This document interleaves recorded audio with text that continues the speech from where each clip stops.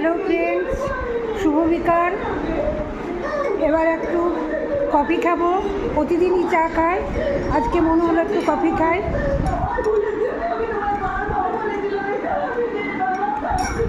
আর সাধক বামাক্ষেপা দেখছি।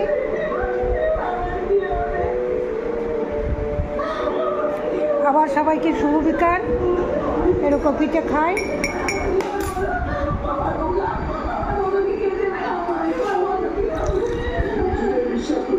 সবাই ভালো থেকো, অনেক ভালোবাসা। মনে হলো একটা ছোট্ট করে ভিডিও করি, আমার বন্ধুদের সাথে শেয়ার করি। এবার কফিও খাবো আর সাধক বামাক্ষেপাটাও দেখবো।